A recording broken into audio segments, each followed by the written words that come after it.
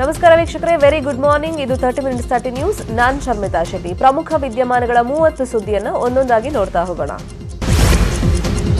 ಬೆಂಗಳೂರ 28 ಕ್ಷೇತ್ರಗಳ ಮತದಾರರ ಮಾಹಿತಿಯನ್ನು ಎನ್ಜಿಒ ಒಂದು ಅಕ್ರಮವಾಗಿ ಸಂಗ್ರಹಿಸಿದ ಆರೋಪ ಕೇಳಿಬಂದಿದೆ. ಎನ್ಜಿಒ ಸಂಸ್ಥೆ ನೌಕರರು ಬಿಬಿಎಂಪಿ ಅಧಿಕಾರಿಗಳ ಹೆಸರಿನಲ್ಲಿ ಮಾಹಿತಿಯನ್ನು ಸಂಗ್ರಹಿಸಿ ಬಿಜೆಪಿ ವಿರುದ್ಧವಾಗಿರುವವರ ಮತದಾರರನ್ನ ಪಟ್ಟಿಯಿಂದ ಡಿಲೀಟ್ ಮಾಡಿಸ್ತಾ ಇದ್ದಾರೆ ಎಂಬ ಆರೋಪ ಕೇಳಿಬಂದಿದೆ. ಈ ಹಿನ್ನೆಲೆಯಲ್ಲಿ ನಿನ್ನೆ ತಡರಾತ್ರಿ ಕಾಂಗ್ರೆಸ್ ನಾಯಕರು ಡಿಕೆ ಸುರೇಶ್ ನಿವಾಸದಲ್ಲಿ ಮಹತ್ವದ ಸಭೆಯನ್ನು ನಡೆಸಿ ಚರ್ಚೆಯನ್ನು ಮಾಡಿದ್ದಾರೆ. ಇವತ್ತು ಬೆಳಗ್ಗೆ 9 ಗಂಟೆಗೆ ಎಐಸಿಸಿ ಪ್ರಧಾನ ಕಾರ್ಯದರ್ಶಿ ರಣದೀಪ್ ಸಿಂಗ್ ಸುರ್ಜೇವಾಲಾ, ಕೆಪಿಸಿಸಿ ಅಧ್ಯಕ್ಷ ಡಿಕೆ ಶಿವಕುಮಾರ್, ವಿಧಾನಸಭೆ ವಿರೋಧ ಪಕ್ಷದ ನಾಯಕ ಸಿದ್ದರಾಮಯ್ಯ ಸೇರಿ ಜಂಟಿ ಸುದ್ದಿಗೋಷ್ಠಿಯನ್ನು ನಡೆಸಲಿದ್ದಾರೆ. ಬೆಳಗ್ಗೆ 9 ಗಂಟೆಗೆ ಕ್ವೀನ್ಸ್ ರಸ್ತೆಯ ಕೆಪಿಸಿಸಿ ಕಚೇರಿಯಲ್ಲಿ ತುರ್ತು ಜಂಟಿ ಮಾಧ್ಯಮಗೋಷ್ಠಿ ಉದ್ದೇಶಿಸಿ ಮಾತನಾಡಲಿದ್ದಾರೆ. ಬಿಜೆಪಿ ಸರ್ಕಾರದ ವಿರುದ್ಧ ಮಹತ್ವದ ದಾಖಲೆ ಬಿಡುಗಡೆ ಮಾಡುವಂತ ಸಾಧ್ಯತೆ ಇದೆ. ಮೈಸೂರಿನಲ್ಲಿ ಗುಂಬಸ್ ಕಿತ್ತಾಟ ಜೋರಾಗ್ತಾ ಇದೆ. ಬಿಜೆಪಿ ಸಂಸದ ಪ್ರತಾಪ್ ಸಿಂಹ, ಬಿಜೆಪಿ ಶಾಸಕ ರಾಮದಾಸ್ ನಡುವೆ ಗುದ್ದಾಟ ತಾರಕಕ್ಕೇರಿದೆ. ಗುಂಬಸ್ ಮಾದರಿ ಮೇಲೆ ರಾತ್ರೋರಾತ್ರಿ ಕಳಸ ಇಟ್ಟ ಆರೋಪ ಕೇಳಿಬಂದಿತ್ತು. ಈ ಆರೋಪ ನಿರಾಕರಿಸಿ ಶಾಸಕ ರಾಮದಾಸ್ ಪತ್ರವನ್ನು ಬರೆದಿದ್ದಾರೆ. ಅಲ್ಲದೆ ಶಾಸಕರು ಗೂಗಲ್ ಫೋಟೋ ಸಾಕ್ಷ್ಯವನ್ನು ರಿಲೀಸ್ ಮಾಡಿದ್ದಾರೆ. ಸಂಸದರು ಒಡಿತೀನಿ ಎಂದ ಮೇಲೆ ಕಳಸ ನಿರ್ಮಾಣ ಮಾಡಿಲ್ಲ, ಸಾಮಾಜಿಕ ಜಾಲತಾಣದಲ್ಲಿ ಹುನ್ನಾರ ನಡೀತಾ ಇದೆ ಅಂತ ಶಾಸಕರು ಆರೋಪವನ್ನು ಮಾಡಿದ್ದಾರೆ. ಇನ್ನು ಮಂಗಳೂರಿನಲ್ಲಿ ವಿಪಕ್ಷ ಉಪನಾಯಕ ಯುಟಿ ಖಾದರ್ ರಿಯಾಕ್ಟ್ ಮಾಡಿದ್ದಾರೆ. ನಮ್ಮದು ಊರು ಮತ್ತು ಜನರ ಮನಸ್ಸು ಕಟ್ಟುವಂತ ಕೆಲಸ ಆಗಬೇಕು, ಕೆಲವರದ್ದು ಜನರ ಮನಸ್ಸು ಮತ್ತು ಊರು ಒಡೆಯುವಂತ ಕೆಲಸ ಆಗ್ತಾ ಇದೆ ಅಂತ ಕಿಡಿಕಾರಿದ್ದಾರೆ. ನಮ್ಗೆ ಊರು ಕಟ್ಟುವ ಕೆಲಸ, ನಾವು ಊರನ್ನು ನೋಡಿ, ನಮ್ಮದು ಊರನ್ನು ಮತ್ತು ಜನರ ಮನಸ್ಸನ್ನು ಕಟ್ಟುವಂತ ಕೆಲಸ. ಕೆಲವರಿಗೆ ಜನರ ಮನಸ್ಸನ್ನು, ಜನರನ್ನು, ದೇಶವನ್ನು ಒಡೆಯುವಂತ ಕೆಲಸ. ಅವ್ರು ಒಡೆದುಕೊಂಡು ಹೋಗ್ತಾರೆ. ನಾವೇನ್ ಮಾಡ್ಬೇಕು? ಪರ್ಮಿಷನ್, ರಾಜ್ಯ ಸರ್ಕಾರದ ಪರ್ಮಿಷನ್ ತಗೊಂಡೆ ಮಾಡುವಂತ ಸಂದರ್ಭದಲ್ಲಿ ಬೇರೆಯವ್ರು ಏನ್ ಹೇಳ್ತಾರೆ? ಪರ್ಮಿಷನ್ ಇಲ್ಲದಿದ್ರೆ, ಇದ್ದಲ್ಲಿದ್ರೆ ಆವಾಗಲ್ಲ ಸಮಸ್ಯೆ. ಯಾಕೆ ಅದು ಕೊಲ್ಲೂರಲ್ಲಿ ಸಲಾಂ ಪೂಜೆ ಆಗ್ತದೆ? ಇತಿಹಾಸ ಗೊತ್ತಾಗಬೇಕಲ್ಲ. ಮರಾಠಿಗರು ಒಂದು ಶೃಂಗೇರಿಯನ್ನು ಅವತ್ತು ಮುಂದೆ ಆಕ್ರಮಿಸಿಕೊಂಡು ದೋಚಿಕೊಂಡು ಹೋಗಿ ಕಾರ್ಕಳದಲ್ಲಿ ನಿಂತಾಗ, ಟಿಪ್ಪು ಸುಲ್ತಾನ್ ಸೈನಿಕರನ್ನು ಕಳಿಸಿದಾಗ ಸಾಧ್ಯವಾದದಿದ್ದಾಗ ಖುದ್ದು ಟಿಪ್ಪು ಸುಲ್ತಾನ್ ಹೋಗಿ ಅವರನ್ನು ಹಿಮ್ಮೆಟ್ಟಿಸಿ ಆ ಶೃಂಗೇರಿಗೆ ಸಂಬಂಧಪಟ್ಟಂತ ಎಲ್ಲ ಸಲಕರಣೆ ಮತ್ತು ದುಡ್ಡನ್ನು ಅವತ್ತು ಹೋಗಿ ಒಪ್ಪಿಸಿದ್ರಲ್ಲ ಸ್ವಾಮಿಗಳು. ಇನ್ನು ಮೈಸೂರು ವಿವಾದಿತ ಬಸ್ ನಿಲ್ದಾಣ ವಿಚಾರ ಸಂಬಂಧ ಶಿವಮೊಗ್ಗದಲ್ಲಿ ಈಶ್ವರಪ್ಪ ಪ್ರತಿಕ್ರಿಯೆ ಕೊಟ್ಟಿದ್ದಾರೆ. ರಾಷ್ಟ್ರದ್ರೋಹಿ ಮುಸಲ್ಮಾನರ ಮಾನಸಿಕತೆ ಹೋಗಬೇಕು, ಅದು ಖಂಡಿತ ಮುಂದೊಂದು ದಿನ ಹೋಗುತ್ತೆ ಅಂತ ಹೇಳಿದ್ದಾರೆ. ನೋಡಿ, ಇನ್ನು ಭಾರತೀಯ ಸಂಸ್ಕೃತಿಗೆ ಹೊಂದ್ಕೊಂಡೇ ಇರೋಂಥ ಮಾನಸಿಕತೆ ಇರೋಂಥ ವ್ಯಕ್ತಿಗಳು ತುಂಬ ಇದ್ದಾರೆ, ಇನ್ನೂ ಇದ್ದಾರೆ. ಅವರು ಈ ಗೊಂದಲಗಳನ್ನು ನಿರ್ಮಾಣ ಮಾಡೋಕ್ಕೆ ಇರೋದು. ಗುಂಬಸ್ಸನ್ನು ಮಾಡಬೇಕು, ಅಲ್ಲಿ ಹಿಂದೂ ಮುಸ್ಲಿಂ ಗಲಾಟೆಗಳಾಗಬೇಕು, ಯಾರೋ ಹಿಂದೂ ಇವು ಹೆಣ್ಮಗಳಿಗೆ ಚುಡಾಯಿಸಬೇಕು, ಯಾವುದೋ ಹಿಜಾಬ್ ತರಬೇಕು. ಈ ರೀತಿ ರಾಜ್ಯದಲ್ಲಿ, ದೇಶದಲ್ಲಿ ಈ ಮಾನಸಿಕತೆ ಇದೆಯಲ್ಲ, ಮುಸಲ್ಮಾನ್ ರಾಷ್ಟ್ರದ್ರೋಹಿ ಮುಸಲ್ಮಾನ್ ಮಾನಸಿಕತೆ. ನಾನೆಲ್ಲ ಮುಸಲ್ಮಾನರನ್ನು ಕೂಡ ರಾಷ್ಟ್ರದ್ರೋಹಿ ಅಂತ ಕರೆಯಲ್ಲ. ರಾಮದಾಸ್ ಹೇಳಿದ ತಕ್ಷಣ ನಾನು ಒಪ್ಕೋಬೇಕೇನು? ಅವ್ನು ಯಾಕೆ ಹಂಗೆ ಹೇಳಿದ ನಂಗೆ ಗೊತ್ತಿಲ್ಲ, ಅವ್ರಿಗೆ ಕೇಳಿ. ನಾನು ಹೇಳ್ತಾ ಇದ್ದೀನಲ್ಲಪ್ಪ, ಯಾಕೆ ಹಂಗೆ ಹೇಳಿ ನನಗಂತೂ ಒಪ್ಪಿಗೆ ಇಲ್ಲ, ಅವ್ರಿಗೆ ಯಾಕೆ ಒಪ್ಪಿಗೆ ಬಂತೋ ಗೊತ್ತಿಲ್ಲ, ಅವ್ರಿಗೆ ಕೇಳಿ. ಇದೊಂದು ಇಸ್ಲಾಮೀಕರಣ ವ್ಯವಸ್ಥಿತವಾಗಿ ಮಾಡಲಾಗಿದೆ. ಮುಸ್ಲಿಂ ಗುತ್ತಿಗೆದಾರ ಇಂಜಿನಿಯರ್ ಮಾಡಿರುವಂತಹ ಇಸ್ಲಾಮೀಕರಣ ಅಂತ ಮುತಾಲಿ ಕಿಡಿಕಾರಿದ್ದಾರೆ.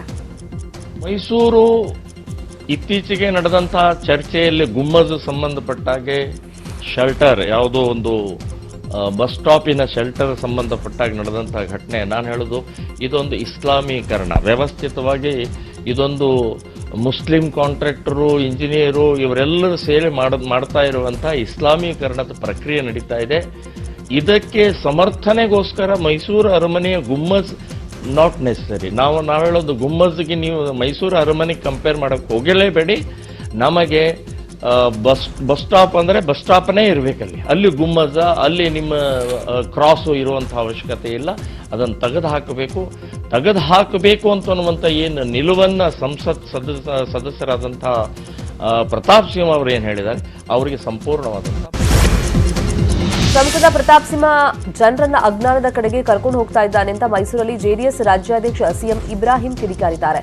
ಪ್ರತಾಪ್ ಸಿಂಹ ಯಾವುದೇ ಅಭಿವೃದ್ಧಿ ಕೆಲಸಗಳನ್ನು ಮಾಡಿಲ್ಲ, ಅದ್ರ ಬದಲು ಎರಡು ಸಮಾಜದ ಮಧ್ಯೆ ವಿಷ ಹಾಕುವಂತ ಕೆಲಸ ಮಾಡ್ತಾ ಇದ್ದಾರೆ ಅಂತ ಇಬ್ರಾಹಿಂ ವಾಗ್ದಾಳಿಯನ್ನು ನಡೆಸಿದ್ರು. ಟಿಪ್ಪು ಪ್ರತಿಮೆಗೆ ಸಿಎಂ ಇಬ್ರಾಹಿಂ ವಿರೋಧವನ್ನು ವ್ಯಕ್ತಪಡಿಸಿದ್ದಾರೆ. ಪ್ರತಾಪ್ ಸಿಂಹ ಅದನ್ನು ಅಜ್ಞಾನದ ಕಡೆ ಕರ್ಕೊಂಡು ಹೋಗ್ತಾ ಇದ್ದಾರೆ. ಟಿಪ್ಪುರವ್ರ ಬಗ್ಗೆ ಅವರ ಪುಸ್ತಕಗಳು, ನಾಟಕ ಅವ್ರ ವಿರುದ್ಧ ಇದನ್ನು ನೋಡಿ ಟಿಪ್ಪು ಅಭಿಮಾನಿಗಳಲ್ಲೇ ಒಂದು ಆಕ್ರೋಶ ಎದ್ದು ಕಾಣ್ತಾ ಇದೆ. ಆ ಆಕ್ರೋಶ ಹಿಂಸೆಗೆ ತಿರುಗಬಾರ್ದು ಅಂತೇಳಿ ಮುಸ್ಲಿಂ ಉಲ್ಮಾಗಳು ಪಂಡಿತರುಗಳು ಸಭೆ ಮಾಡಿ ಇದನ್ನ ನ್ಯಾಯಾಂಗದ ಮೂಲಕ ಕೋರ್ಟಿನ ಮುಖಾಂತರ ನಾವಿದಕ್ಕೆ ಕ್ರಮ ಕೈಗೊಳ್ತಕ್ಕಂಥದ್ದು. ಚುನಾವಣೆ ಹತ್ರ ಬರ್ತಾ ಇದೆ ಅಂದಾಗ ಎಲೆಕ್ಷನಲ್ಲಿ ಸಬ್ಜೆಕ್ಟ್ ಇಲ್ಲ, ಪ್ರತಾಪ್ ಸಿಂಹ ಏನು ಸಾಧನೆ ಮಾಡಿದ್ದೇನೆ ಅನ್ನಕ್ಕೆ ತೋರಿಸೋದಕ್ಕಿಲ್ಲ ಅವ್ರಿಗೆ.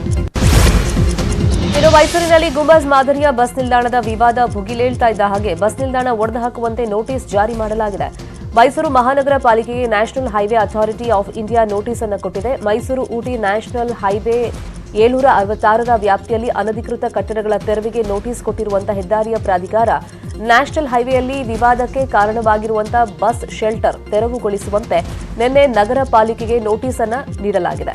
ಇದು ಬಿಜೆಪಿ ಶಾಸಕ ಎಸ್ ಎ ರಾಮದಾಸ್ ಕ್ಷೇತ್ರದ ಜೆಎಸ್ಎಸ್ ಕಾಲೇಜ್ ಬಳಿಯಲ್ಲಿ ಶಾಸಕರ ಅನುದಾನದಲ್ಲಿ ಇದನ್ನು ನಿರ್ಮಾಣ ಮಾಡಲಾಗಿದೆ. ಮಂಡ್ಯ ಜಿಲ್ಲೆ ಶ್ರೀರಂಗಪಟ್ಟಣದ ಜಾಮಿಯಾ ಮಸೀದಿ ವಿವಾದ ಹೈಕೋರ್ಟ್ ಮೆಟ್ಲೇರಿದೆ. ಹೈಕೋರ್ಟ್ನಲ್ಲಿ ಬಜರಂಗ ಸೇನೆಯಿಂದ ಪಿಐಎಲ್ ಸಲ್ಲಿಕೆಯಾಗಿದೆ. ವಕೀಲ ರವಿಶಂಕರ್ ಎಚ್ಎಸ್ ಅವರ ನೇತೃತ್ವದ ತಂಡದಿಂದ ಅರ್ಜಿ ಸಲ್ಲಿಕೆಯಾಗಿರುವುದು. ಆಂಜನೇಯ ಸ್ವಾಮಿ ದೇವಸ್ಥಾನದ ಮೇಲೆ ಜಾಮಿಯಾ ಮಸೀದಿ ನಿರ್ಮಾಣ ಆಗಿದೆ ಅನ್ನೋ ವಿವಾದ ಶುರುವಾಗಿತ್ತು. ಇದೀಗ ಹೈಕೋರ್ಟ್ ಅಂಗಳಕ್ಕೆ ಬಂದಿದೆ.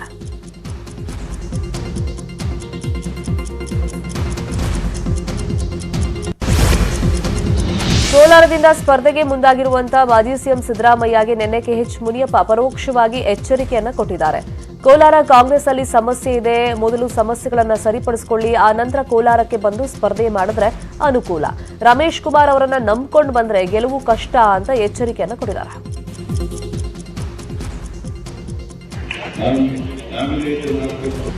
ಗುಜರಾತ್ನಲ್ಲಿ ಚುನಾವಣೆ ನಡೀತದೆ, ಅಲ್ಲಿ ನನಗೆ ಅಬ್ಸರ್ವರ್ ಹಾಕಿದ್ದಾರೆ. ಆ ಕೆಲಸ ನಿಮಿತ್ತವಾಗಿ ನಾನು ಹೋಗಿದ್ದೆ. ಸಿದ್ದರಾಮಯ್ಯನವರು ನನ್ನ ಜೊತೆಯಲ್ಲಿ ಮಾತಾಡಿದ್ದಾರೆ, ಅವರನ್ನು ನಾನು ಸ್ವಾಗತ ಮಾಡಿದ್ದೇನೆ. ಆದರೆ ಅಲ್ಲಿ ಕೆಲವು ಭಿನ್ನಾಭಿಪ್ರಾಯಗಳನ್ನು ಸರಿ ಮಾಡಬೇಕಾಗ್ತದೆ.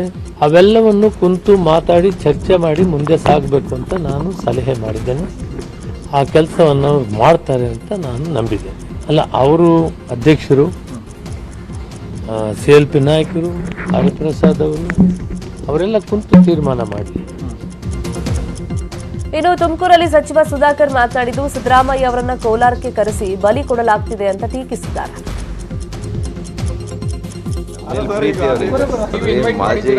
ಮಾಜಿ ಮುಖ್ಯಮಂತ್ರಿಗಳು ಅವ್ರು ಎಲ್ಲಿ ಬೇಕಾದರೂ ನಿಲ್ಬೋದು. ಕೋಲಾರದಲ್ಲಿ ಪಾಪ ಅವ್ರು ನಿಂತ್ಕೊಳ್ಳೋಂಥದ್ದು ಕೆಲವರು ಕಾಂಗ್ರೆಸ್ನಲ್ಲಿ ಇದ್ದಾರೆ, ಅಲ್ಲಿ ಭಾಳ ದೊಡ್ಡ ನಾಯಕರುಗಳು ಕೋಲಾರದಲ್ಲಿ, ಅವರು ಅಲ್ಲಾಡ್ತಾ ಇದ್ದಾರೆ, ಅಲ್ಲಿ ಅವರು ಕೂಡ ಅಲ್ಲಾಡ್ತಾ ಇದೆ. ಹಾಗಾಗಿ ಆ ಬುಡಾನ್ ಸರ್ ಮಾಡ್ಕೊಳಕ್ ಪಾಪ ಇವ್ರನ್ನ ಕರ್ಕೊಂಡು ಬಂದು ಇವ್ರನ್ನ ಬಲಿ ಕೊಡ್ಲಿಕ್ಕೆ ಪ್ರಯತ್ನ ಮಾಡ್ತಾರೆ. ಮಾಜಿ ಸಿಎಂ ಸಿದ್ದರಾಮಯ್ಯ ಚುನಾವಣೆಯಲ್ಲಿ ಸ್ಪರ್ಧೆ ಮಾಡುವಂತಹ ವಿಷಯದಲ್ಲಿ ಮಾಜಿ ಸಚಿವ ಆರ್.ಬಿ. ತಿಮ್ಮಾಪುರ ಮಾತನಾಡಿದ್ದು, ಸಿದ್ದರಾಮಯ್ಯ ಈಸ್ ಮಾಸ್ ಲೀಡರ್, ಅವ್ರು ಎಲ್ಲಿ ಬೇಕಾದ್ರೂ ನಿಂತರೂ ಗೆಲ್ಲುವಂತ ಮಹಾನ್ ಶಕ್ತಿವಂತ. ಬಾದಾಮಿಯಲ್ಲಿ ನಿಲ್ಲೋಕೆ ಒತ್ತಾಯ ಮಾಡ್ತೀವಿ, ಬನ್ನಿ ಸರ್ ನಾವೆಲ್ಲ ಒಟ್ಟ ಕೆಲಸ ಮಾಡ್ತೀವಿ ಅಂತ ಹೇಳ್ತೀವಿ. ಜನರು ಕೂಡ ಸಿದ್ದರಾಮಯ್ಯ ಬರ್ಲಿ ಅಂತ ಬಯಸ್ತಾ ಇದ್ದಾರೆ ಅಂತ ಹೇಳಿದ್ದಾರೆ. ಇಸ್ ಅ ಮಾಸ್ ಲೀಡರ್, ಎಲ್ಲಿ ಬೇಕಾದಲ್ಲಿ ನಿಂತರೂ ಗೆಲ್ಲುವಂಥ ಮಹಾನ್ ಶಕ್ತಿವಂತ. ಬಾದಾಮಿಯಲ್ಲಿ ನಾವೆಲ್ಲರೂ ಒತ್ತಾಯ ಮಾಡ್ತೀವಿ, ಬನ್ನಿ ಸರ್ ನೀವು ಇಲ್ಲೇ ನಿಲ್ಲಬೇಕು, ಜನ ನಿಮ್ಮನ್ನು ಬರಲಿ ಅಂತೇಳಿ ಬಯಸ್ತಾ ಇದ್ದಾರೆ. ನೀವು ಮಾಡಿದಂಥ ಕೆಲಸಗಳನ್ನ ನೆನಪಿಸ್ಕೊಡ್ತಾ ಇದ್ದಾರೆ. ಬನ್ನಿ ಸರ್ ನಿಮ್ಮನ್ನು ಗೆಲ್ಲಿಸುವಂತಕ್ಕಂಥ ಪ್ರತಿಯೊಂದು ಮನೆಗಳು ಮಾತಾಡ್ತಾ ಇದ್ದಾರೆ. ಅಲ್ಲಿ ಅಭಿವೃದ್ಧಿ, ಇಲ್ಲಿ ಬಾದಾಮಿ ಬಂದು ಅಭಿವೃದ್ಧಿ ಆಗಿದೆ, ನಮ್ಮಲ್ಲಿ ಅಭಿವೃದ್ಧಿ ಆಗಲಿಕ್ಕೆ ಕೋಲಾರದವ್ರು ಕೇಳ್ತಾ ಇದ್ದಾರೆ, ಮತ್ತೊಂದು ಕಡೆ ಕೇಳ್ತಾ ಇದ್ದಾರೆ. ಅಂಥ ಮಹಾನ್ ನಾಯಕನ ಬಗ್ಗೆ ಇಂಥವೆಲ್ಲ ಮಾತುಗಳು ಕೇಳ್ತಕ್ಕಂಥದ್ದು ಏನು ಅನ್ಬೇಕು ನನಗೆ ಅರ್ಥ ಆಗ್ತಾ ಇಲ್ಲ. ಡಿಸೆಂಬರ್ 5ರಂದು ಹನುಮ ಮಾಲಾ ವಿಸರ್ಜನೆ ಕಾರ್ಯ ನಡೀತಾ ಇದ್ದು, ಕೊಪ್ಪಳದ ಗಂಗಾವತಿ ಅಂಜನಾದ್ರಿ ಪರ್ವತಕ್ಕೆ ಆಗಮಿಸುವಂತ ಲಕ್ಷಾಂತರ ಹನುಮ ಮಾಲಾಧಾರಿಗಳಿಗೆ ಮೂಲ ಸೌಕರ್ಯ ಒದಗಿಸುವ ಬಗ್ಗೆ ಮುಜರಾಯಿ ಇಲಾಖೆ ಸಚಿವೆ ಶಶಿಕಲಾ ಜೊಲ್ಲೆ ಹಾಗೇನೆ ಸಚಿವ ಹಾಲಪ್ಪ ಆಚಾರ್ ನಿನ್ನೆ ಸಭೆಯನ್ನು ನಡೆಸಿದರು. ಅಂಜನಾದ್ರಿಗೆ ಡಿಸೆಂಬರ್ 4 ಮತ್ತು 5ರಂದು ವಿವಿಧ ಭಾಗಗಳಿಂದ ಸಹಸ್ರಾರು ಹನುಮ ಮಾಲಾಧಾರಿಗಳು ಆಗಮಿಸುತ್ತಾರೆ. ಹೀಗಾಗಿ ಮೂಲ ಸೌಕರ್ಯ ಒದಗಿಸಲು ಚರ್ಚೆಯನ್ನು ನಡೆಸಿದ್ದೀವಿ. 6 ಕಡೆ ಪಾರ್ಕಿಂಗ್ಗೆ ವ್ಯವಸ್ಥೆಯನ್ನ ಮಾಡಲಾಗುತ್ತೆ. ಅಂಜನಾದ್ರಿ ಬೆಟ್ಟ ಏರುವಾಗ ಹಾಗೇನೆ ಇಳಿಯುವಾಗ ಆರೋಗ್ಯ ಸಿಬ್ಬಂದಿ ಇರಲಿದ್ದಾರೆ. ನಾವು ಲೆಕ್ಕ ಹಾಕಿರೋ ಪ್ರಕಾರ ಈ ಬಾರಿ 2 ಲಕ್ಷ ಜನ ಬರ್ಬೋದು, ಭಕ್ತರು ಬರ್ಬೋದು ಅಂತಕ್ಕಂಥ 2 ಲಕ್ಷ ಟಾರ್ಗೆಟ್ ಇಟ್ಕೊಂಡು ಎಲ್ಲ ವ್ಯವಸ್ಥೆ ಕೂಡ ನಾವು ಇಲ್ಲಿ ಮಾಡುವಂಥದ್ದನ್ನು ಮಾಡ್ತಾ ಇದ್ದೀವಿ. ಅದರ ಜೊತೆಗೆ ಅವರ ಊಟದ ವ್ಯವಸ್ಥೆ ಕೂಡ, ಪ್ರಸಾದದ ವ್ಯವಸ್ಥೆ ಕೂಡ ಮಾಡ್ತಾ ಇದ್ದೀವಿ. ಪ್ರಸಾದ ಕೂಡ ಸ್ವಲ್ಪ ನಮ್ಮ ಸಚಿವ ಸಹೋದರರ ಇಚ್ಛೆ ಅಂತ ಈ ಸತಿ ನಾವು ಸ್ವಲ್ಪ ಸೆಪ್ರೇಟ್ ಆಗಿ ಏನಾದರೂ ಒಳ್ಳೆ ರೀತಿಯಿಂದ ಮಾಡೋಣ ಅಂತಕ್ಕಂಥ ಒಂದು ಯೋಚನೆ ಕೂಡ. ಬೆಳಗಾವಿಯಲ್ಲಿ 10 ದಿನಗಳ ಕಾಲ ಚಳಿಗಾಲದ ಅಧಿವೇಶನ ನಡೆಸುವ ಬಗ್ಗೆ ಚರ್ಚೆಯನ್ನ ಮಾಡಲಾಗಿದೆ ಅಂತ ಧಾರವಾಡದಲ್ಲಿ ಸ್ಪೀಕರ್ ವಿಶ್ವೇಶ್ವರ ಹೆಗಡೆ ಕಾಗೇರಿ ಮಾಹಿತಿಯನ್ನ ಕೊಟ್ಟಿದ್ದಾರೆ. ಅಂತಿಮವಾಗಿ ಕ್ಯಾಬಿನೆಟ್ ಎಷ್ಟು ದಿನ ಅಧಿವೇಶನ ನಡೆಸೋಕೆ ನಿರ್ಧಾರ ಆಗುತ್ತೋ ಅಷ್ಟು ದಿನ ಕಲಾಪ ಆಗುತ್ತೆ. ಅಧಿವೇಶನದ ದಿನಾಂಕದ ಬಗ್ಗೆ ಚರ್ಚೆಯಾಗಿದೆ. ಕ್ಯಾಬಿನೆಟ್ನಲ್ಲಿ ಅಂತಿಮ ಮಾಡಿ ಸಿಎಂ ಹೇಳಬೇಕಾಗಿದೆ. ಅದಕ್ಕಾಗಿ ನಾವು ಕಾಯ್ತಾ ಇದ್ದೀವಿ ಅಂತ ಹೇಳಿದ್ದಾರೆ. 10 ದಿನ ಅಧಿವೇಶನಕ್ಕೆ ಸಾಕಾಗೋದಿಲ್ಲ, ಚರ್ಚೆ ಮಾಡೋದಕ್ಕೆ ಸಮಯ ಸಾಕಾಗೋದಿಲ್ಲ ಅನ್ನೋ ಪ್ರಶ್ನೆ ಇದೆ. ಅಧಿವೇಶನ ಹೆಚ್ಚು ದಿನ ನಡೆಸೋದಕ್ಕೆ ಮನವಿ ಇದೆ ಅಂತ ಸರ್ಕಾರಕ್ಕೆ ಹೇಳ್ತೀನಿ ಅಂತಾನೂ ಹೇಳಿದ್ದಾರೆ. ರಾಜ್ಯದ ವಿವಿಧೆಡೆ ಕಬ್ಬು ಬೆಳೆಗಾರರ ಪ್ರತಿಭಟನೆ ಆಗ್ತಿರುವಂತಹ ಹಿನ್ನೆಲೆಯಲ್ಲಿ ರೈತ ಬಂಧುಗಳು ಯಾವುದೇ ರಾಜಕೀಯ ಒತ್ತಡಕ್ಕೆ ಮಣಿಬಾರದು ಅಂತ ರೈತರಲ್ಲಿ ಸಕ್ಕರೆ ಸಚಿವ ಶಂಕರ್ ಪಾಟೀಲ್ ಮುನೇನಕೊಪ್ಪ ಮನವಿಯನ್ನ ಮಾಡಿದ್ದಾರೆ. ರೈತರು ಪ್ರತಿಭಟನೆ ಮಾಡಬಾರದು, ಪ್ರತಿಭಟನೆಯಿಂದ ಕಬ್ಬು ಬೆಳೆದ ರೈತರಿಗೆ ತೊಂದರೆ ಆಗುತ್ತೆ. ಸಕ್ಕರೆ ಕಾರ್ಖಾನೆಗಳು ರೈತರದ್ದೇ ಆಗಿವೆ, ಆಯಾ ಮಾಲೀಕರ ಜೊತೆ ಕುತ್ಕೊಂಡು ಮಾತಾಡಬೇಕು. ಎಫ್ಆರ್ಪಿ ಅಷ್ಟೇ ಕೊಡೋದಾಗಿ ಕೆಲ ಕಾರ್ಖಾನೆಗಳು ಮಾತ್ರ ಹೇಳಿವೆ. ಅನೇಕ ಕಾರ್ಖಾನೆಗಳು ಎಫ್ಆರ್ಪಿಗಿಂತ ಹೆಚ್ಚಿಗೆ ಕೊಡೋದಕ್ಕೆ ಒಪ್ಕೊಂಡಿವೆ. ರೈತ ಬಂಧುಗಳು ಹೋರಾಟ, ಚಳುವಳಿ, ರಾಜಕೀಯ ಒತ್ತಡಕ್ಕೆ ಮಣಿಬಾರದು ಅಂತ ಮನವಿಯನ್ನ ಮಾಡಿಕೊಂಡಿದ್ದಾರೆ. ರೈತ ಬಂಧುಗಳಿಗೆ ನಾನು ವಿನಂತಿ ಮಾಡ್ಕೊಳ್ಳೋದೇನಪ್ಪ ಅಂತಂದರೆ, ಕಬ್ಬು ಬೆಳೆದಿರ್ತಕ್ಕಂಥ ಕಬ್ಬು ಬೆಳೆಗಾರರಿಗೆ ತೊಂದರೆ ಆಗಬಾರ್ದು. ಅವರು ಕಬ್ಬನ್ನು ಫ್ಯಾಕ್ಟ್ರಿಗೆ ಸಾಗಾಣಿಕೆ ಆಗಬೇಕು. ಆ ಫ್ಯಾಕ್ಟ್ರಿ ಜೊತೆ ಮಾಲೀಕರ ಜೊತೆ ನಿಮ್ಮ ಸಮಸ್ಯೆ ಆದಾಗ ಸರ್ಕಾರ ಮಧ್ಯಸ್ಥಿಕೆ ವಹಿಸಿ ಅದನ್ನು ಬಗೆಹರಿಸ್ತಕ್ಕಂಥ ಕೆಲಸ ನಾವು ಮಾಡ್ತೀವಿ. ಯಾಕಂದ್ರೆ ಸರ್ಕಾರ ಕೂಡ ಅದರ ಬಗ್ಗೆ ಉತ್ಪನ್ನಗಳೇನಿದಾವೆ ಅದರ ಬಗ್ಗೆ ಕೂಡ ಒಂದು ಕಮಿಟಿ ವರದಿ ಬಂದ ತಕ್ಷಣ ಒಂದು ಒಳ್ಳೆಯ ಸುದ್ದಿ ಇವತ್ತು ನಮ್ಮ ಕಬ್ಬು ಬೆಳೆಗಾರರಿಗೆ ಸಿಗ್ತೈತೆ. ಇನ್ನು ಬಾಗಲಕೋಟೆ ಜಿಲ್ಲೆ ಮುಧೋಳದಲ್ಲಿ ಕಬ್ಬು ಬೆಳೆಗಾರರು ನಿನ್ನೆ ಬಂದ್ಗೆ ಕರೆಯನ್ನ ಕೊಟ್ಟಿದ್ರು. ಅಷ್ಟೇ ಅಲ್ಲದೆ ಇಂದಿನಿಂದ ಬಾಗಲಕೋಟೆ ಜಿಲ್ಲೆಯಾದ್ಯಂತ 4 ದಿನಗಳ ಕಾಲ ಮದ್ಯ ಮಾರಾಟ ನಿಷೇಧವನ್ನ ಮಾಡಲಾಗಿದೆ. ಕಬ್ಬು ಬೆಳೆಗೆ ಬೆಲೆ ನಿಗದಿ ವಿಷಯವಾಗಿ ಮುಧೋಳದಲ್ಲಿ ತೀವ್ರಗೊಂಡಿರುವಂತಹ ರೈತರ ಪ್ರತಿಭಟನೆ ಹಿನ್ನೆಲೆಯಲ್ಲಿ ಮದ್ಯ ಮಾರಾಟ ನಿಷೇಧ ಮಾಡಿ ಬಾಗಲಕೋಟೆ ಡಿಸಿಪಿ ಸುನಿಲ್ ಕುಮಾರ್ ಆದೇಶವನ್ನ ಹೊರಡಿಸಿದ್ದಾರೆ. ಮದ್ಯ ಮಾರಾಟ ಸಾಗಾಟ ನಿಷೇಧಿಸಿ ಆದೇಶವನ್ನ ಹೊರಡಿಸಿದ್ದು ನವೆಂಬರ್ 19ರ ಮಧ್ಯರಾತ್ರಿ ತನಕ ಇದು ಜಾರಿಯಲ್ಲಿ ಇರಲಿದೆ. ಈಗಾಗಲೇ ಮುಧೋಳ ತಾಲೂಕಿನಾದ್ಯಂತ 144 ಅನ್ವಯ ನಿಷೇಧಾಜ್ಞೆಯನ್ನ ಹೊರಡಿಸಲಾಗಿದೆ. ಸರ್ಕಾರದ ವಿರುದ್ಧ ಮಂಡ್ಯದಲ್ಲಿ ರೈತರು ಸಿಡಿದೆದ್ದಿದ್ದಾರೆ. ಕಬ್ಬಿಗೆ ಬೆಂಬಲ ಬೆಲೆ ನಿಗದಿಗೆ ಒತ್ತಾಯಿಸಿ ಮೈಸೂರು ಬೆಂಗಳೂರು ಹೆದ್ದಾರಿಯಲ್ಲಿ ನೂರಾರು ರೈತರು ಪ್ರತಿಭಟನೆಯನ್ನು ನಡೆಸಿದರು. ಇನ್ನು ಸರ್ಕಾರ ರೈತರ ಬೇಡಿಕೆಗಳನ್ನು ಈಡೇರಿಸ್ತಾ ಇಲ್ಲ ಅಂತ ಆರೋಪಿಸಿ ಅಣಕು ಶವಯಾತ್ರೆಯನ್ನು ನಡೆಸಿ ಸರ್ಕಾರ ಮತ್ತು ಸಿಎಂ ವಿರುದ್ಧ ಧಿಕ್ಕಾರ ಕೂಗಿ ಆಕ್ರೋಶವನ್ನ ವ್ಯಕ್ತಪಡಿಸಿದ್ದಾರೆ. ಇನ್ನು ಬೆಳಗಾವಿಯಲ್ಲೂ ನೂರಾರು ರೈತರು ಪ್ರತಿಭಟನೆ ಮಾಡಿದ್ರು. ಸಕ್ಕರೆ ಆಯುಕ್ತರ ಕಚೇರಿ ನಾಮಫಲಕ ಮತ್ತು ಬೋರ್ಡ್ಗೆ ಸಗಣಿ ಬಳಿಯೋಕೆ ರೈತರು ಮುಂದಾಗಿದ್ದು, ಈ ವೇಳೆ ಪ್ರತಿಭಟನಾ ನಿರತ ರೈತರನ್ನ ವಶಕ್ಕೆ ಪಡೆದರು ಪೊಲೀಸರು. ರೈತರು ಹಾಗೆಯೇ ಪೊಲೀಸರ ಮಧ್ಯದಲ್ಲಿ ವಾಗ್ವಾದ ನಡೆಯಿತು.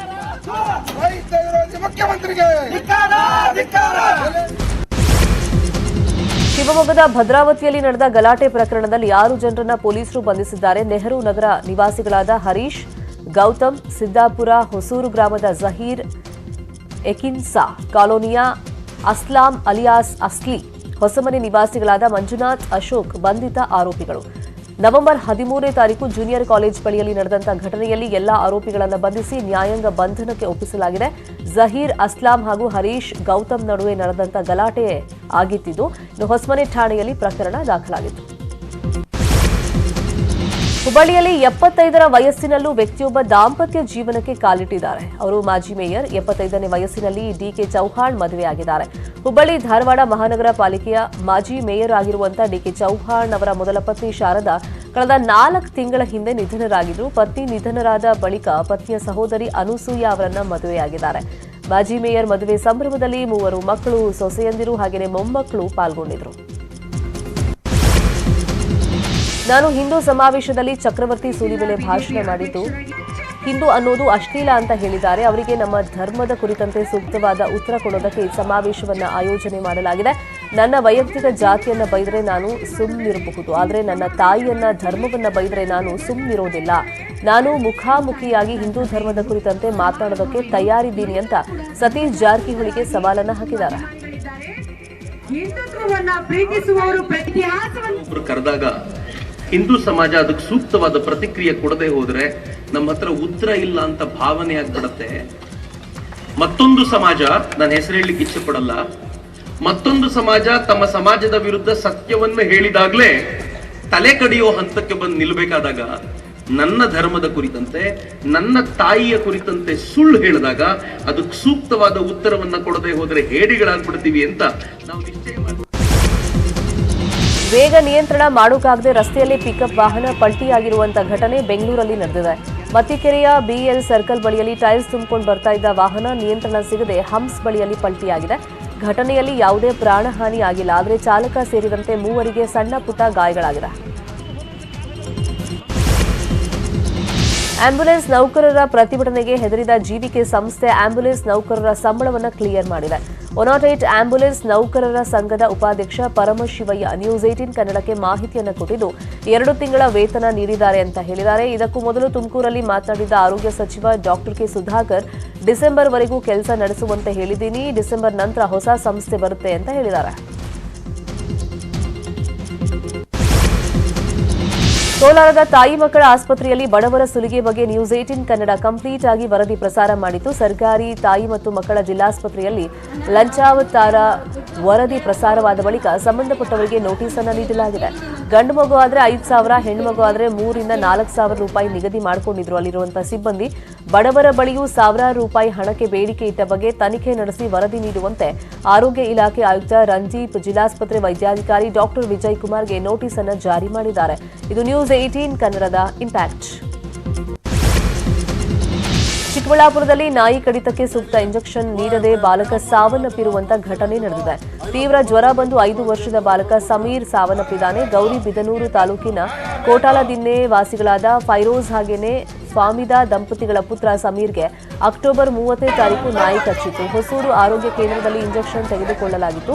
ನಾಯಿ ಕಚ್ಚಿದ 5 ದಿನಗಳ ನಂತರ ಮಗುವಿಗೆ ತೀವ್ರ ಜ್ವರ ಬಂದಿತ್ತು. ಗೌರಿಬಿದನೂರು ಖಾಸಗಿ ಆಸ್ಪತ್ರೆ ಬಳಿಕ ಬೆಂಗಳೂರಿನ ಇಂದಿರಾ ಗಾಂಧಿ ಆಸ್ಪತ್ರೆಗೆ ರವಾನೆ ಮಾಡಲಾಗಿತ್ತು.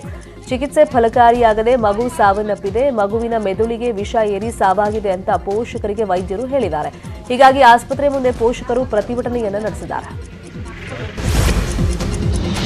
ಕೊಪ್ಪಳದಲ್ಲಿ ಹೊಲದಲ್ಲಿದ್ದ ರೈತನ ಮೇಲೆ ಚಿರತೆ ದಾಳಿಯನ್ನು ಮಾಡಿದೆ. ಕೊಪ್ಪಳ ತಾಲೂಕಿನ ಹನುಮನಹಳ್ಳಿ ಗ್ರಾಮದಲ್ಲಿ ಸಂಜೆ ಷಣ್ಮುಗಪ್ಪ ಬಂಡಿಗೇರ ಎಂಬ ರೈತನ ಮೇಲೆ ಚಿರತೆ ದಾಳಿ ಮಾಡಿದೆ. ಗಾಯಾಳುವಿಗೆ ಜಿಲ್ಲಾಸ್ಪತ್ರೆಯಲ್ಲಿ ಚಿಕಿತ್ಸೆಯನ್ನು ಕೊಡಿಸಲಾಗ್ತಾ ಇದೆ. ನಿನ್ನೆ ಬೆಳಿಗ್ಗೆ ಹನುಮನಹಳ್ಳಿಯ ಬಸವರಾಜ್ ಮುಂಡರ್ಗಿ ಎಂಬ ರೈತನ ಹೊಲದಲ್ಲಿ ಚಿರತೆ ಕಾಣಿಸಿಕೊಂಡು ದಾಳಿ ಮಾಡಿತ್ತು. ಚಿರತೆ ಹಿಡಿಯೋಕೆ ನಿನ್ನೆ ಮಧ್ಯಾಹ್ನ ಬೋನ್ ಅನ್ನು ಇರಿಸಲಾಗಿದೆ. Welcome back. ಉಳಿದಿರುವಂತಹ ಪ್ರಮುಖ ಸುದ್ದಿಯನ್ನು ಒಂದೊಂದಾಗಿ ನೋಡ್ತಾ ಹೋಗೋಣ.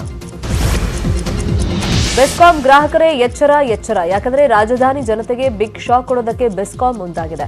ವಿದ್ಯುತ್ ಬಿಲ್ ಕಟ್ಟೋದಕ್ಕೆ ವಿಳಂಬ ಮಾಡುವವರಿಗೆ ದೊಡ್ಡ ಆಘಾತವೇ ಉಂಟಾಗಲಿದೆ. ಇನ್ಮುಂದೆ 3 ತಿಂಗಳು ವಿದ್ಯುತ್ ಬಿಲ್ ಕಟ್ಟಿಲ್ಲ ಅಂದ್ರೆ ಸಿಬ್ಬಂದಿ ಕರೆಂಟ್ ಫ್ಯೂಸ್ ತೆಗೆಯಲ್ಲ, ಬದಲಾಗಿ ನಿಮ್ಮ ಮನೆಯ ವಿದ್ಯುತ್ ಸಂಪರ್ಕದ ಲೈಸೆನ್ಸ್ ಅನ್ನೇ ರದ್ದು ಮಾಡ್ತಾರೆ.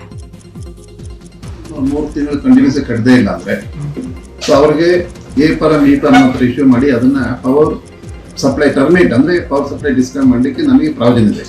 ಈಗ ಒಂದು ಕೆಲವು ಅಪಾಯಿಂಟ್ಮೆಂಟ್ಗಳಲ್ಲಿ ಕೆಲವು ದಿನ ದುಡ್ಡಿರ್ತಕ್ಕಂಥವ್ರು 2-3 ಅಪಾಯಿಂಟ್ಮೆಂಟ್ ತೊಗೊಂಡು ಬಿಟ್ಟಿರ್ತಾರೆ, ಅದು ಆಕ್ಯುಪೇಷನ್ ಆಗಿರಲ್ಲ. ಸೊ ಆ ಥರದ್ದು 1 ವರ್ಷ 2 ವರ್ಷ ಕಟ್ಪಡಿದ್ರು ಸಹ ಕಟ್ಟಿರೋದಿಲ್ಲ.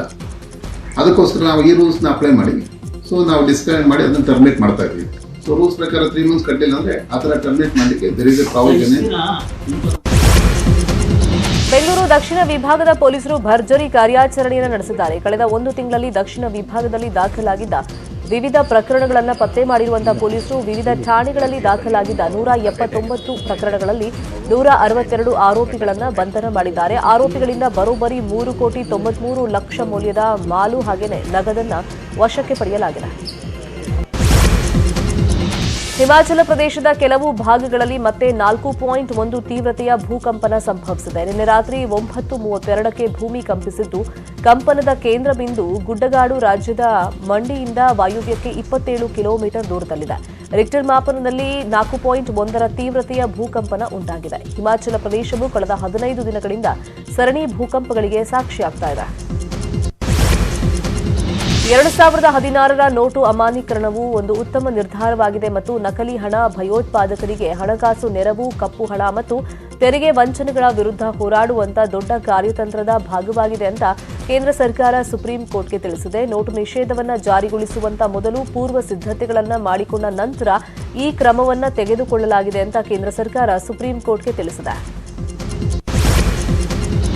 ಇಂಡೋನೇಷ್ಯಾದ ಬಾಲಿಯಲ್ಲಿ ನಡೀತಾ ಇದ್ದ G20 ಶೃಂಗಸಭೆಗೆ ತೆರೆ ಬಿದ್ದಿದೆ. ಇದಕ್ಕೂ ಮೊದಲು ಭಾರತಕ್ಕೆ ಮುಂದಿನ G20 ಶೃಂಗಸಭೆಯ ಅಧ್ಯಕ್ಷೀಯ ಹುದ್ದೆ ಅಧಿಕಾರಾವಧಿಯನ್ನ ಹಸ್ತಾಂತರ ಮಾಡಲಾಯಿತು. ಇಂಡೋನೇಷ್ಯಾ ಅಧ್ಯಕ್ಷ ಜೋಕೋ ವಿಡೋಡೋ ಭಾರತದ ಪ್ರಧಾನಿ ನರೇಂದ್ರ ಮೋದಿ ಅವರಿಗೆ ಅಧಿಕಾರವನ್ನು ಹಸ್ತಾಂತರ ಮಾಡಿದ್ದಾರೆ. ಶೃಂಗಸಭೆ ಮುಗಿಸಿ ಪ್ರಧಾನಿ ನರೇಂದ್ರ ಮೋದಿ ಭಾರತಕ್ಕೆ ವಾಪಸ್ಸಾಗಿದ್ದಾರೆ. ಇನ್ನು ಇಂಡೋನೇಷ್ಯಾದ ಬಾಲಿಯಲ್ಲಿ ನಡೆದಂತಹ G20 ಶೃಂಗಸಭೆಯಲ್ಲಿ ಭಾಗಿಯಾಗಿದ್ದ ಪ್ರಧಾನಿ ವಿಶ್ವದ ಪ್ರಮುಖ ನಾಯಕರನ್ನ ಭೇಟಿ ಮಾಡಿದ್ರು. ಇದೇ ವೇಳೆ ವಿಶ್ವದ ಹಲವು ನಾಯಕರಿಗೆ ಪ್ರಧಾನಿ ಭಾರತದ ಪರವಾಗಿ ವಿಶೇಷ ಉಡುಗೊರೆಗಳನ್ನು ಕೊಟ್ಟಿದ್ದಾರೆ. ಇನ್ನು G20 ಶೃಂಗಸಭೆಯಲ್ಲಿ ಕೆನಡಾ ಪ್ರಧಾನಿ ಜಸ್ಟಿನ್ ಟ್ರುಡೋ ಮತ್ತು ಚೀನಾ ಅಧ್ಯಕ್ಷ ಕ್ಸಿ ಜಿನ್ಪಿಂಗ್ ಪರಸ್ಪರ ಕಿತ್ತಾಟವನ್ನು ಮಾಡಿಕೊಂಡಿದ್ದಾರೆ.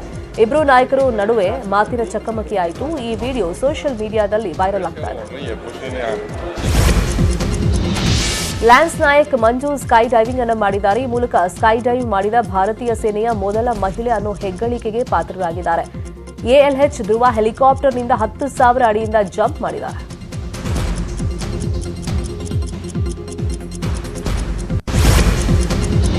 ವಿಮಾನ ಪ್ರಯಾಣದ ವೇಳೆ ಇನ್ಮುಂದೆ ಮಾಸ್ಕ್ ಕಡ್ಡಾಯವಲ್ಲ ಅಂತ ಪ್ರಯಾಣಿಕ ವಿಮಾನಯಾನ ಸಚಿವಾಲಯ ಆದೇಶವನ್ನು ಪ್ರಕಟಿಸಿದೆ. ಮಾಸ್ಕ್ ಧರಿಸುವುದು ಕಡ್ಡಾಯವಲ್ಲ, ಆದರೆ ಆದ್ಯತೆಯಾಗಿ ಪ್ರಯಾಣಿಕರೇ ಅದನ್ನು ಬಳಕೆ ಮಾಡಬೇಕು ಅಂತ ಕೇಂದ್ರ ಸರ್ಕಾರ ಹೇಳಿದೆ.